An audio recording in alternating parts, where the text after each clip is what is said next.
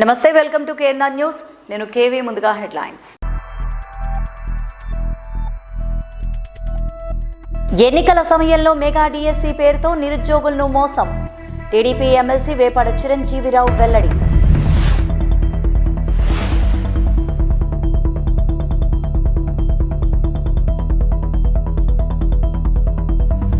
భారతదేశ అభివృద్ధికి రాబోయే 5 ఏళ్ల కాలం స్వర్ణయుగం.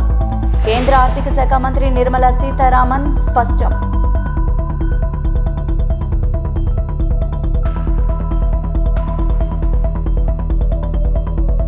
విజయవాడ కోర్టుల దగ్గర 42 రోజులుగా దీక్ష చేస్తున్న న్యాయవాదులకు మాజీ మంత్రి దేవినేని ఉమా సంఘీభావం.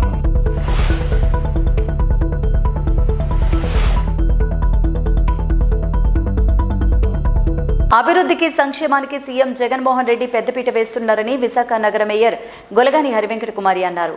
జీవీఎంసీ 73వ వార్డు సమతా నగర్ బ్రిడ్జి నుంచి వంటిల్లు కూడలి వరకు సుమారు 4,84,00,000 రూపాయల వ్యయంతో రోడ్లు, కాలువల విస్తరణ పనులకు నగర మేయర్ గొలగాని హరివెంకట కుమారి, ఎమ్మెల్యే తిప్పల నాగిరెడ్డి శంకుస్థాపన చేశారు.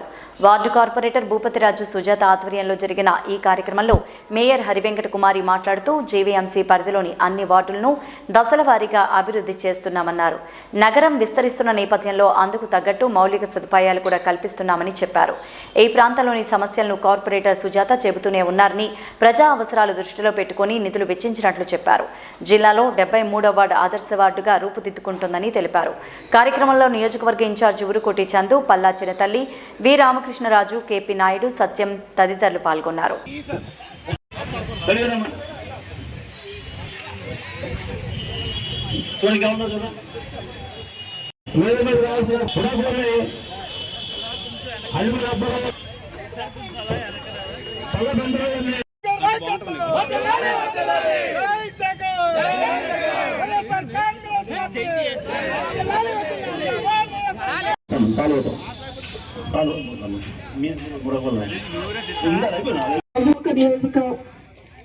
అభివృద్ధిలో భాగంగా ఈరోజు సుమారు 73 వార్డులో సుమారు 4,80,00,000 వ్యయంతో శ్యామ్ నగర్ నుంచి మండిళ్ళ వరకు మనం ఇరువైపులా డ్రైన్స్, అలాగే ఫుట్పాత్, రోడ్డుతో పాటుగా రోడ్డు వెడల్పుతో పాటుగా ఈరోజు సుమారు 4,80,00,000 వ్యయంతో ఈరోజు శంకుస్థాపన కార్యక్రమం చేపట్టడం జరిగింది. ఇక్కడ ఈ వర్క్ కోసం ఎప్పటి నుంచో ఇక్కడ ప్రజలు కోరిక, దానికి తగ్గట్టుగా వార్డు కార్పొరేటర్ అలాగే మన శాసనసభ్యులు తిప్పల నాగిరెడ్డి గారు కూడా ఎప్పటి నుంచో ఈ వర్క్ అవ్వాలని చెప్పడం ద్వారా మనం ఈ రోజు ఈ వర్క్ గాను ఇక్కడ శంకుస్థాపన కార్యక్రమం చేపట్టడం జరిగింది. అలాగే ఇప్పుడే దీనికి ముందు కూడా మనము ఏదైతే కాకతీయ ఐఐటి దగ్గర నుంచి స్టీల్ ప్లాంట్ ఫ్లైఓవర్ వరకు కూడా సుమారు 2 కోట్ల వ్యయంతో అక్కడ కూడా రోడ్డును మహిళగా ఆవిడ ఆదేశాల ప్రకారం మేము కూడా తోటి మహిళగా కూడా మాకు సహకరించడం చాలా సంతోషమైన విషయం.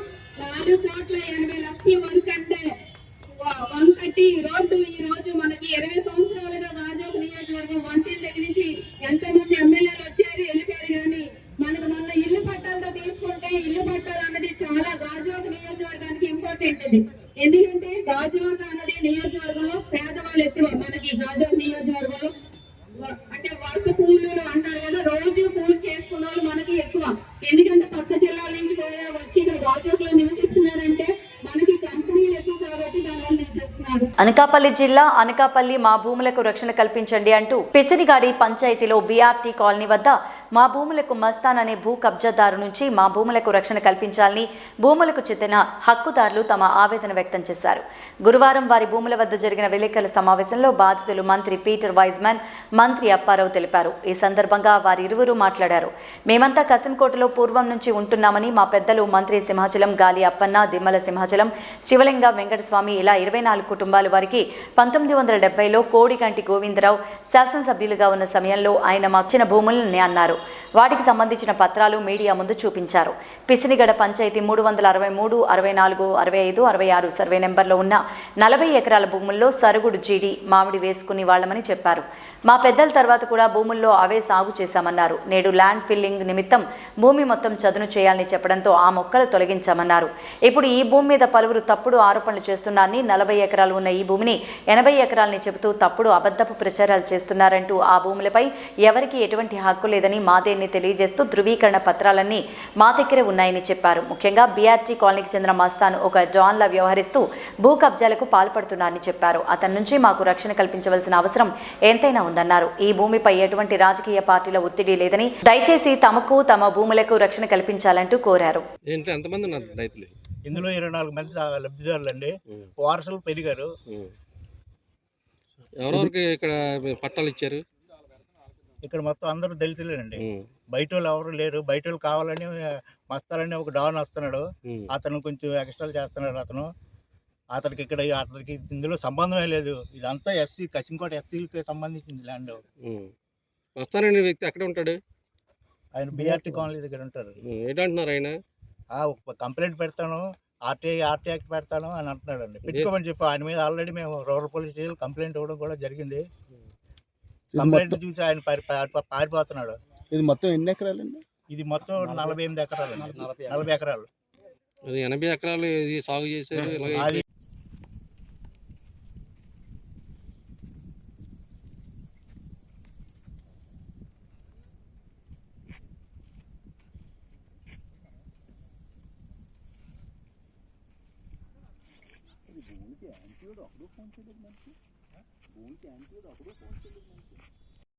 ఎవరంటే పలానా అని చెప్పారు కానీ బయటకు ఓపెన్ అవ్వలేదు.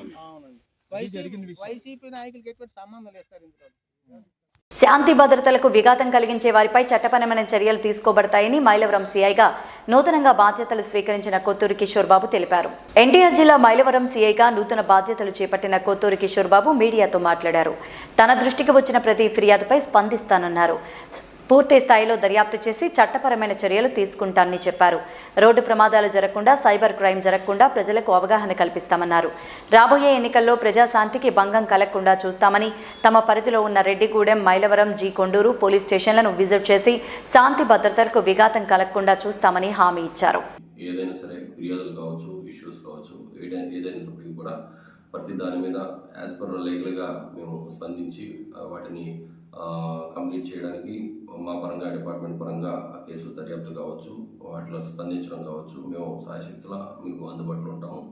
అలాగే ఈ ముఖ్యంగా రోడ్ యాక్షన్స్కి సంబంధించి మనకి రోడ్స్లో మనకి స్టేట్ హైవే కావచ్చు, R&B రోడ్స్ కావచ్చు, గ్రామ స్థాయిలో ఉన్నటువంటి ఇతర రోడ్లు కావచ్చు, రోడ్ యాక్షన్కి సంబంధించి విస్తృతమైన అవగాహన అందరికీ కల్పించి ప్రమాదాల వరకు బారిపడకుండా చర్యలు తీసుకోవడం జరుగుతుంది. అలాగే ముఖ్యంగా సైబర్ క్రైమ్, ఈ మధ్యకాలంలో సైబర్ క్రైమ్ ఏదైతే ఉందో దానికి సంబంధించి అమాయక ప్రజలు వాళ్ళు కష్టపడి సంపాదించిన డబ్బు వాళ్ళ అకౌంట్లో నుంచి ఏ విధంగా కోల్పోతున్నారో, పోగొట్టుకుంటున్నారో వాటి మీద కూడా, అంశాల మీద కూడా విస్తృతంగా అందరికీ కూడా అవగాహన కల్పించడం జరుగుతుంది.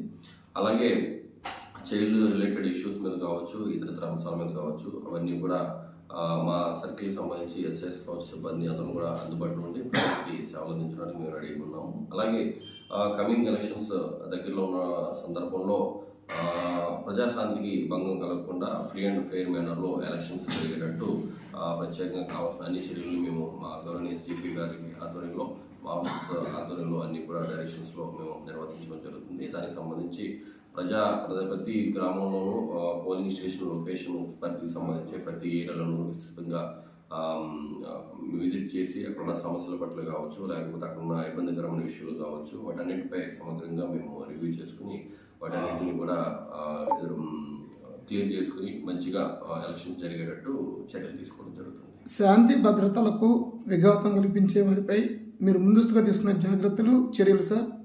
జనరల్గా ఈ శాంతి ల్యాండ్ ఆర్డర్కి సంబంధించి ఎక్కడైతే విఘాతం కలుగుతుందని చెప్పి మనం యాంటిసిపేట్ చేస్తామో అటువంటి సంబంధించి ప్రీవియస్గా ఏదైతే హిస్టరీ ఎవరికైతే ఉంటుందో, కేసెస్లో ఇన్వాల్వ్ అయి ఉంటారో, ట్రబుల్ మాంగర్స్ ఉంటారో వాళ్ళందరిపైన కూడా మనం జనరల్గా మనం బైండ్ ఓవర్స్ అన్ని కూడా చేస్తున్నాము. వాళ్ళందరినీ కూడా బైండ్ ఓవర్ చేసి మండల ఎగ్జిక్యూటివ్ దగ్గర బైండ్ ఓవర్ మంచి ప్రవర్తన కలిగి ఉండడానికి మనం చేస్తూ ఉంటాము.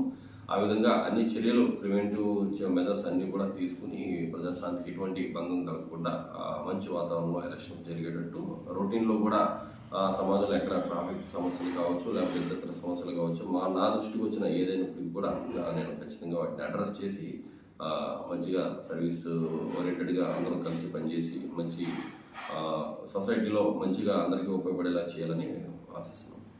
ఎన్నికల సమయంలో మెగా డిఎస్సీ పేరుతో నిరుద్యోగులను మరోసారి సీఎం జగన్మోహన్ రెడ్డి మోసం చేస్తున్నారని టీడీపీ ఎమ్మెల్సీ వేపాడ చిరంజీవిరావు అన్నారు. గురువారం విశాఖ తెలుగుదేశం పార్టీ కార్యాలయంలో జరిగిన విలేకరుల సమావేశంలో ఆయన మాట్లాడారు.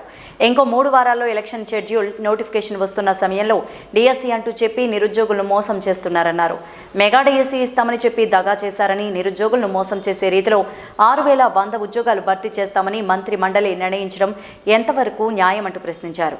2019 సాధారణ ఎన్నికలకు వెళ్లే ముందు రాష్ట్రంలో 2,30,000 ఉద్యోగాలు ఖాళీగా ఉన్నాయని, ఉపాధ్యాయుల పోస్టులు అయితే 23,000కు పైగా ఖాళీలు ఉంటే కేవలం 6,100 పోస్టులకు మాత్రమే నోటిఫికేషన్ ఇచ్చారని, అంటే మిగతా ఉపాధ్యాయుల ఉద్యోగాలు ఏమయ్యాయంటూ ప్రశ్నించారు. జాతీయ విద్యా విధానం కూడా ఏం చెప్తుందంటే ప్రాథమిక పాఠశాలలో విద్యని మాతృభాషలో అందిస్తే పిల్లవారు ఆలోచించే శక్తి పెరుగుతుంది, వారి సృజనాత్మక శక్తి పెరుగుతుందని చెప్పారు.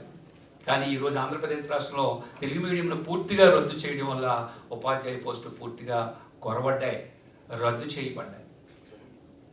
ఈ 2 కారణాల వల్ల 117 జీవోను తీసుకురావడం వల్ల, తెలుగు మీడియం పాఠశాలలు పూర్తిగా తీసివేయడం వల్ల ఉపాధ్యాయ పోస్టుల్ని రద్దు చేసేశారు. అయితే సైకాలజిస్టులు ఏం చెప్తున్నారు? మరొక విషయం, మొన్నే సుప్రీంకోర్టు ఒక తీర్పు చెప్పింది. సుప్రీంకోర్టు ఇచ్చిన తీర్పు ఏంటంటే ప్రాథమిక పాఠశాలల్లో పిల్లలకు పాఠం చెప్పే అర్హత ఓన్లీ డిఈడి పూర్తి చేసిన వాళ్ళే అర్హులు అని చెప్పింది. అంటే హై స్కూల్లో పాఠం చెప్పాలంటే బిఈడి క్వాలిఫికేషన్ ఉండాలి, ప్రాథమిక పాఠశాలలో పాఠం చెప్పాలంటే డిఎడ్ క్వాలిఫికేషన్ ఉండాలి. ఇది ఎవరు చెప్పారు? సుప్రీంకోర్టు చెప్పింది. ఎందుకంటే హై స్కూల్ పిల్లలంటే 6, 7, 8, 9 తరగతి పిల్లలు, వాళ్ళ మెంటల్ మెచ్యూరిటీ బాగా ఉంటుంది కాబట్టి అక్కడ హై స్కూల్ టీచర్లు పాఠం చెప్పాలి. ప్రాథమిక పాఠశాల పిల్లలంటే వీరు చాలా చిన్నపిల్లలు, 1, 2, 3, 4, 5, వీళ్ళకి మెంటల్ మెచ్యూరిటీ చాలా తక్కువ ఉంటుంది. సో చైల్డ్ సైకాలజీ ఎవరికైతే తెలుస్తుందో ఆ చైల్డ్ సైకాలజీ తెలిసిన వాళ్ళు మాత్రమే ఎలిమెంటరీ స్కూల్లో పాఠం చెప్పాలని సుప్రీంకోర్టు కూడా తీర్పు చెప్పింది. అంటే సుప్రీంకోర్టు తీర్పుకి విరుద్ధంగా 3, 4, 5 తరగతుల్ని హై స్కూల్లో కలిపేశారు ఈరోజు. మీకు తెలుసు, ఎందుకంటే మీరు అందరూ చదువుకొని వచ్చాం. మనం హై స్కూల్, ఎలిమెంటరీ స్కూల్ చదువుకున్నాం, హై స్కూల్ చదువుకున్నాం. ఎలిమెంటరీ స్కూల్కి హై స్కూల్కి తేడా ఏంటో తెలుసు మనకి. హై స్కూల్లో ఎలా ఉంటుందంటే ఒక ఉపాధ్యాయుడు వచ్చి 50 నిమిషాలు లేదా 45 నిమిషాలు పాఠం చెప్పి వెళ్ళిపోతాడు. అదే ఎలిమెంటరీ స్కూల్లో అయితే ఒక ఉపాధ్యాయుడు వచ్చినప్పటి నుంచి వెళ్ళే వరకు పిల్లల మీద దృష్టి పెట్టి ఆ పిల్లల యొక్క సైకాలజీకి అనుగుణంగా ప్రతి అంశాన్ని చెప్తారు. బట్ ఈరోజు రాష్ట్రంలో ఏం జరిగిందంటే 3, 4, 5 తరగతులు తీసుకొచ్చి హై స్కూల్లో కలిపేశారు. అలా కలిపివేయడం వల్ల హై స్కూల్ టీచర్లు ఈ చిన్న పిల్లలపై దృష్టి పెట్టకపోవడం వల్ల చిన్నపిల్లల్లో విద్య నాణ్యత రోజు రోజుకి క్షీణించిపోతుంది. ఈ మధ్య మీరు పేపర్లో చూస్తుంటాం మనం. ప్రథమ అనే స్వచ్ఛంద సంస్థ యొక్క సర్వేలో 16, 18 సంవత్సరాల వయసు కలిగిన పిల్లల్లో మన ఆంధ్రప్రదేశ్ రాష్ట్రంలో సర్వే చేస్తే కనీసం 2వ తరగతి చదువుకునే పిల్లవాడికి ఉన్న జ్ఞానం కూడా 16, 18 సంవత్సరాల వయసు కలిగిన పిల్లలకి లేదు. కనీసం గణితం మీద, భాష మీద కనీసం పట్టు కూడా లేదు. అంటే ఒక పక్క ముఖ్యమంత్రి గారు రాష్ట్రంలో విద్య అంతర్జాతీయ స్థాయికి వెళ్ళిపోయింది అంటున్నారు, ఆక్స్ఫర్డ్ విశ్వవిద్యాలయ స్థాయికి వెళ్ళిపోయింది అంటున్నారు. మరో పక్క ఆంధ్రప్రదేశ్ రాష్ట్రంలో కానీ ఇండియాలో కానీ సర్వేలు చూస్తే ఆంధ్రప్రదేశ్ రాష్ట్రంలో 16, 18 సంవత్సరాల వయసు కలిగిన అంటే ఇంటర్మీడియట్ చదువుకున్న పిల్లల స్థాయిని చూస్తే 2వ తరగతి పుస్తకం కూడా చదవలేని దుస్థితిలో ఈరోజు ఆంధ్రప్రదేశ్ రాష్ట్రం కనబడుతుందని చెప్పి ఈ సర్వేలన్నీ మనకు చెప్తున్నాయి. ఇక సీఎంగా జగన్మోహన్ రెడ్డి గారు వచ్చిన తర్వాత గతంలో నేను ప్రతిపక్ష నాయకుడిగా ఉన్నప్పుడు ఒక డిఎస్సి ఇస్తానని, ఆ హామీ నెరవేర్చుకోవాలనే విషయాన్ని పూర్తిగా మర్చిపోయారు. పదవులు పొందడానికి బీసీలపై ప్రేమ చూపించి తర్వాత మర్చిపోతున్నారని బీసీ సంక్షేమ సంఘం రాష్ట్ర అధ్యక్షులు కేసన శంకర్రావు విమర్శించారు. గురువారం పెదవాల్టేలోని ఓ ఫంక్షన్ హాల్లో ఏర్పాటు చేసిన మీడియా సమావేశంలో ఆయన మాట్లాడారు. పదవి పొందే వరకు బీసీల అభ్యున్నతే లక్ష్యమని చెప్పే నేతలు అధికారంలోకి వచ్చిన తర్వాత ఆయా పార్టీలకే కొమ్ము కాస్తున్నారని ఆగ్రహాన్ని వెలిబుచ్చారు. బీసీలు వెనుకబడి ఉండడానికి ఇలాంటి నేతల స్వప్రయోజన ఆలోచనలే కారణమన్నారు. అగ్రకులాలు ఆయా పార్టీలు విధించిన పదవులు అనుభవిస్తున్నంత కాలం బీసీలు వెనుకబడిన వారిగానే మిగులుతారన్నారు. బీసీల సమస్యలు బాధలను ఏమాత్రం పట్టించుకోకపోవడం విచారకరమన్నారు. ఆయా పార్టీలు తీసుకునే బీసీ వ్యతిరేక బిల్లులను సమర్థిస్తూ బీసీల వెనుకబాటుకు కారణంగా వారు నిలుస్తున్నారన్నారు. సీటు కోసం కొన్ని కోట్ల రూపాయల లంచం ఇవ్వడానికి సిద్ధపడుతున్నారే కానీ రాజ్యాధికారం దిశగా కార్యాచరణ రూపొందించడం లేదని ఆవేదన వెలిబుచ్చారు.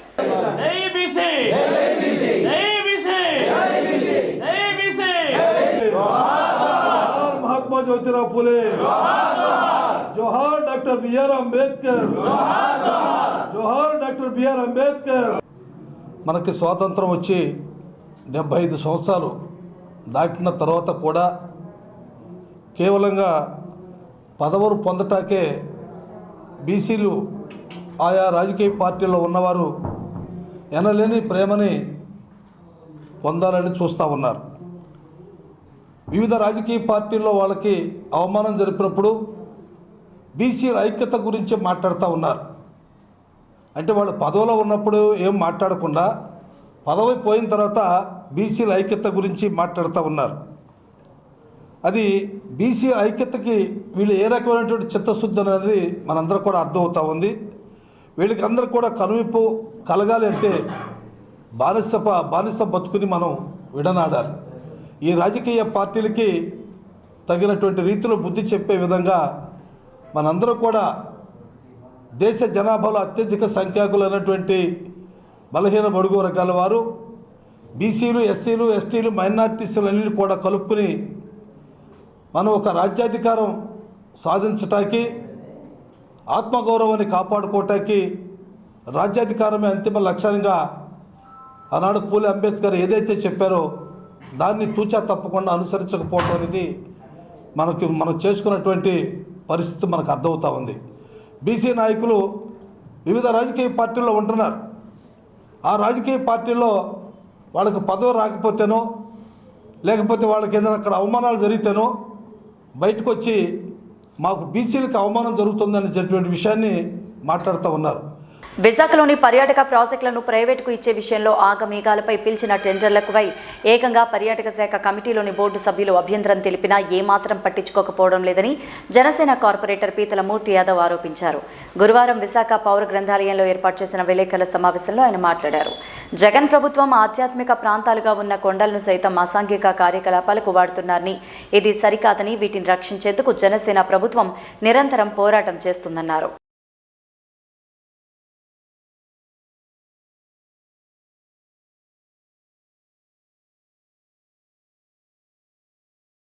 టూరిజం బోర్డు మీటింగ్ ఏదైతే మొన్న 29వ తారీఖున జరిగిందో, 29వ తారీఖున జరిగిన టూరిజం బోర్డు మీటింగ్లో బోర్డు మీటింగ్ సభ్యులు, చైర్మన్ ఈ యొక్క 27 హోటల్ని ప్రైవేటీకరణ చేయడానికి రద్దు చేయాలని చెప్పి బోర్డు తీర్మానం చేసినప్పటికీ కూడా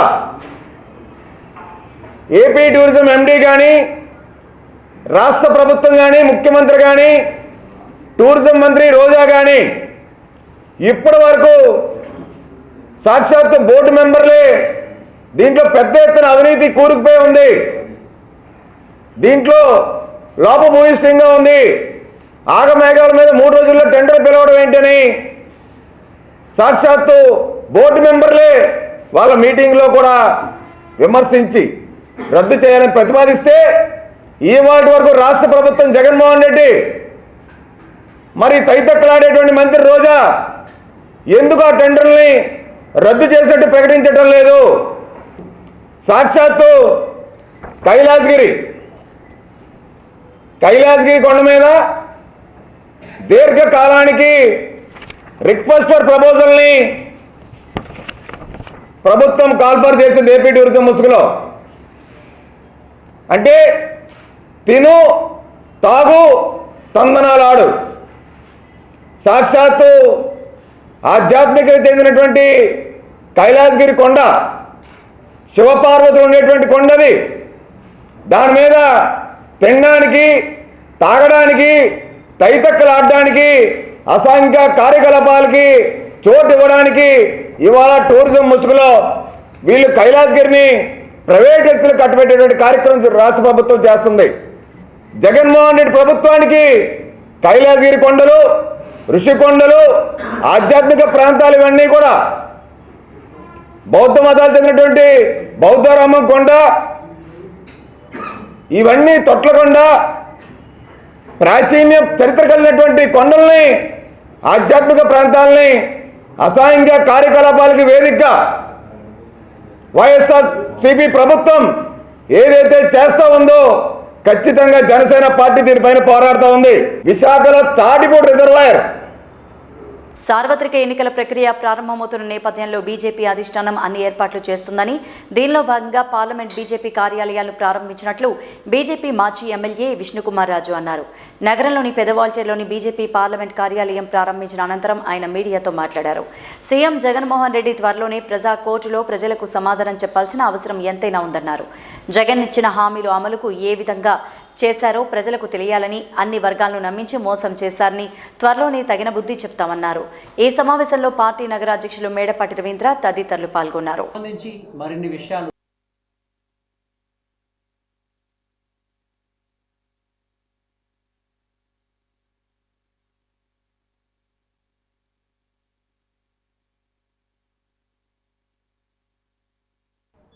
భారతీయ జనతా పార్టీ కార్యాలయం ఓపెన్ చేసిందంటే ఒక్కచోటే కాదు, మొత్తం 25 పార్లమెంటు ఎన్నికల నిర్వహణ కార్యక్రమానికి 25 జిల్లాల్లో కూడా కార్యాలయాలు ఏర్పాటు చేయడం జరిగింది.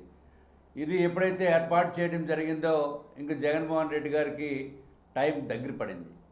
ఎందుచేతంటే మేము ప్రజాపోరులో జగన్మోహన్ రెడ్డి గారు చేపట్టిన అన్ని దుర్మార్గపు పనుల్ని ప్రజాపోరులో ఎండగట్టడానికి ప్రజల దగ్గరికి తీసుకుని వెళ్ళి ఏదైతే జగన్మోహన్ రెడ్డి గారు అంతకుముందు హామీలు ఇచ్చారో, హామీలు ఎంతవరకు హామీలు ఇచ్చి ప్రజల్ని మోసం చేసి మభ్యపెట్టి ఓట్లు వేయించుకున్న తర్వాత అంతా నమ్మారు ఆంధ్ర రాష్ట్ర ప్రజలు. అందుకే 151 సీట్లు రాష్ట్ర ప్రజలు జగన్మోహన్ రెడ్డి గారికి వైఎస్ఆర్సీపీకి ఇవ్వడం జరిగింది. భారతీయ జనతా పార్టీ మాకు వ్యతిరేకత ఆ రోజు ఉన్న పరిస్థితుల ప్రకారము మాకేమీ రాలేదు. కానీ ఈసారి తప్పనిసరిగా ప్రజలు మమ్మల్ని అందరినీ కూడా ఆశీర్వదిస్తారని చెప్పి మంచి నమ్మకం ఉంది మాకు అందరికీ కూడా. అట్లాగే జగన్మోహన్ రెడ్డి గారికి నిన్నే 27వ తారీఖు నుంచి వారు సిద్ధమని చెప్పి ఎక్కడ చూసిన హోర్డింగ్స్ పెట్టి ఒక ప్రచార కార్యక్రమం చేపట్టారు. అరే దాంట్లో ఉన్నది 12 ఎకరాల స్థలము. 12 ఎకరాల్లో డయాస్కి తర్వాత వారు కూర్చున్న దానికి సెక్యూరిటీ దానికి 4 ఏకర్స్ తీసేస్తే కేవలం 8 ఎకరాలు ఉంటుంది. 8 ఎకరాల్లో ఎకరానికి 5,000 మంది కూర్చునే దానికి అవకాశం ఉంటే 40,000 కంటే దాటి ఉండరు. కానీ 4 లక్షలు 5 లక్షలు ఇంకా కళ్ళబొల్లి మాటలతోటి ప్రజలను మభ్యపెట్టే పరిస్థితి జగన్మోహన్ రెడ్డి గారు వారు పార్టీలో ఉన్న వ్యక్తులు మానుకుంటే బాగుంటుంది. అసలు మీరు మద్యపాన నిషేధం చేస్తామని చెప్పి మీరు చెప్పారు. విశాఖ ఉత్తర ఎమ్మెల్యే గంటా శ్రీనివాసరావు కుట్ర రాజకీయాలకు స్వస్తి పలికి వాస్తవాలు మాట్లాడాలంటూ విశాఖ నవనిర్మాణ సమితి అధ్యక్షులు తోట రాజీవ్ కోరారు. విశాఖ పబ్లిక్ లైబ్రరీలో ఏర్పాటు చేసిన విలేకరుల సమావేశంలో ఆయన మాట్లాడారు. యావత్ రాష్ట్ర ప్రజానీకానికి గంటా కుట్ర రాజకీయాలు తెలియనివి కాదన్నారు. నిరంతరం అధికార పార్టీలోకి వెళ్లడం కోసం పార్టీలైన వీడైనా అమరావతి వద్దు, 3 రాజధానుల ముద్దు అని ప్రకటించి విశాఖపట్నంకి ఏదో లబ్ధి చేకూరుతుందని చూపించి దొంగ ప్రేమ నటిస్తూ విశాఖ స్టీల్ ప్లాంట్ కోసం రాజీనామా చేస్తున్నారని ప్రకటించడం ఓ బూటకమని విమర్శించారు. టికెట్ ఇచ్చిన పాపానికి నిరంతరం ఆ పార్టీని అవమానపరుస్తూ ఓట్లు వేసి గెలిపించిన నియోజకవర్గ ప్రజలను అగౌరవపరిచారని గంటాపై విరుచుకుపడ్డారు. నిజంగానే విశాఖ స్టీల్ ప్లాంట్ కొరకు మీకు చిత్తశుద్ధి ఉంటే దానికి సొంత గన్లు కేటాయింపు కోసం బీజేపీతో పొత్తులతో అధికారంలో ఉన్నప్పుడు ఎందుకు ఎలాంటి ప్రయత్నం చేయలేదని ప్రశ్నించారు. ముందుకు వెళ్ళలేని పరిస్థితి. గంటా శ్రీనివాసరావు గారికి విశాఖపట్నంకి స్టీల్ ప్లాంట్కి గల్లు కావాలని ఏ రోజు గుర్తురాలా, దాని గురించి మాట్లాడలా. విశాఖ తల్లికి ఏదో అన్యాయం జరిగిపోతుందంటే రాజీనామా చేసింది ఆ రోజు అధికార పార్టీలోకి వెళ్తాం కోసం. అయ్యా నేను అడుగుతున్నాను, విశాఖపట్నం తల్లి గురించి అంత జాలి ఉంటే విశాఖ నార్త్ తల్లి నీకేంటయ్యా అన్యాయం చేసింది? నేను గెలిపించుకున్న పాపానికి ఎన్నిసార్లు వచ్చావు విశాఖపట్నంలో నార్త్ నియోజకవర్గంలో? అసలు ఎందుకయ్యా నీకు చట్టసభల మీద ఆరాటం? 2019 తర్వాత గెలిచిన తర్వాత ఎన్నిసార్లు చట్టసభలకు వెళ్ళావు నువ్వు? విశాఖపట్నం సమస్యల మీద కానీ, విశాఖపట్నం అభివృద్ధి మీద కానీ, విశాఖపట్నం నవ నిర్మాణం కోసం కానీ నువ్వు టేబుల్ చేసిన పేపర్లు ఏమున్నాయి? తీసుకురా. భారతదేశ అభివృద్ధికి రాబోయే 5 ఏళ్ల కాలం స్వర్ణయుగం కానుందని కేంద్ర ఆర్థిక శాఖ మంత్రి నిర్మలా సీతారామన్ వెల్లడించారు. పార్లమెంట్లో ఆమె మధ్యంతర బడ్జెట్ను ప్రవేశపెట్టారు. గడిచిన 10 ఏళ్ల ఎన్డీఏ పాలనలో దేశంలో పేదరిక నిర్మూలనకు చిత్తశుద్ధితో కృషి చేశామన్నారు. తమ సర్కారు కృషితో 10 ఏళ్లలో 25 కోట్ల మందికి పేదరికం నుంచి విముక్తి కలిగిందన్నారు. పేదరిక నిర్మూలనకు రాబోయే రోజుల్లోనూ కృషి చేస్తామని, మధ్యతరగతి ప్రజలకు ప్రభుత్వం తరపున అండగా ఉంటామని చెప్పారు. వారి సొంతింటి కలను నిజం చేసేందుకు ప్రభుత్వం సాయం చేస్తోందని వివరించారు. స్వయం సహాయక బృందాల ద్వారా 1 కోటి మంది మహిళలు లక్షాధికారులు అయ్యారని చెప్పారు. ప్రస్తుతం లఖ్పతి దీదీ టార్గెట్ను 2 కోట్ల నుంచి 3 కోట్లకు పెంచుతున్నట్లు మంత్రి నిర్మల చెప్పారు. పరిశోధన సృజనాత్మకతకు 1,00,000 కోట్ల నిధిని ఏర్పాటు చేయనున్నట్లు మంత్రి హామీ ఇచ్చారు. This year, thereby making refunds faster. Indirect taxation. By unifying the highly fragmented indirect tax regime in India, the GST has reduced the compliance burden on trade and industry. The industry has acknowledged the benefits of GST. According to a recent survey conducted by a leading consulting firm, 94% of industry leaders view the transition to GST as largely positive. According to 80% of the respondents, it has led to supply chain optimization, as elimination of tax arbitrage and octroi has resulted in disbanding of checkposts at the state and city boundaries. At the same time, tax base of GST more than doubled, and the average monthly gross GST collection has almost doubled to 1.66 lakh crores this year. States too have benefited. States' SGST revenue, including compensation released to states in the post-GST period of 2017-18 to 2022-23, has achieved a buoyancy of 1.22. In contrast, the tax buoyancy of state revenues from subsumed taxes in the pre-GST 4-year period of 2012-13 to 2015-16 was a mere 0.72. The biggest beneficiaries are consumers, as reduction in logistic cost and taxes have brought down prices of most goods and services. We have taken a number of steps in customs to facilitate international trade. As a result, the import release time declined by 47% to 71 hours at inland container depots, by 28% to 44 hours at air cargo complexes, and by 27% to 85 hours at seaports over the last 4 years since 2019. Vijayawada కోర్టుల దగ్గర 42 రోజులుగా దీక్ష చేస్తున్న న్యాయవాదులకు మాజీ మంత్రి దేవినేని ఉమామహేశ్వరరావు సంఘీభావం తెలిపారు. ఎన్టీఆర్ జిల్లా విజయవాడ కోర్టుల దగ్గర ల్యాండ్ టైటిల్ యాక్ట్ 2022కి వ్యతిరేకంగా 42 రోజులుగా దీక్ష చేస్తున్న న్యాయవాదులకు మాజీ మంత్రి నెట్టం రఘురాం, సిపిఐ జాతీయ కార్యదర్శి కె రామకృష్ణతో కలిసి సంఘీభావం తెలిపారు. ఈ సందర్భంగా దేవినేని మాట్లాడారు. ఏపీ ల్యాండ్ టైటిల్ యాక్ట్ 2022 ప్రజా వ్యతిరేక కొత్త చట్టాన్ని తిరిగి దేశం జనసేన అధికారంలోకి రాగానే రద్దు చేస్తామని, మేధావులు మౌనంగా ఉండటం వల్ల దుర్మార్గుడు రాజ్యం ఏలుతున్నారని, చంద్రబాబు ఇంటినేగా పడగొట్టింది, ప్రజావేదికగా పడగొట్టిందని మౌనంగా ఉన్నాము, అక్కడి నుంచి ఇప్పుడు మన ఇంటిని వరకు వచ్చారని, రాజ్యాంగాన్ని అవపాసన పట్టిన న్యాయవాదులు రాజ్యాంగాన్ని అమలుపరిచేలా చేసి రాష్ట్రాన్ని కాపాడుతున్న న్యాయవాదులను 42 రోజులుగా కట్టడి చేస్తున్నారని ల్యాండ్ యాక్ట్ కాపీని చించేసి నిరసన తెలిపారు. మా శ్రీపతి గారు ఇంటో నందిగామ మైలవరం గెలిపిస్తాడు, ఆయన ఇక్కడ కూర్చోబెట్టాడు. అట్లా అతను అన్ని వర్గాలను కూడా ఎక్కడికక్కడ ఈ దుర్మార్గమైన కార్యక్రమాలు చేపట్టాడు.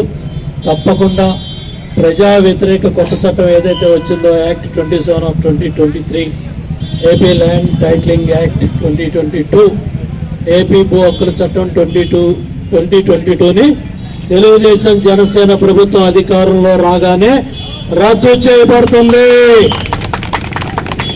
చంద్రబాబు నాయుడు గారు చెప్పిన తర్వాత ఆలోచన చేయండి మేధావులు. మీకు చెప్పే అంత పెద్దాన్ని కాదు నేను. ఎందుకంటే రాజ్యాంగాన్ని అవపాసన పట్టుకొని మీరు అన్నీ చదువుకొని మమ్మల్ని కాపాడుతున్నారు, ప్రజలను కాపాడుతున్నారు, ప్రజాస్వామ్యాన్ని కాపాడుతున్నారు.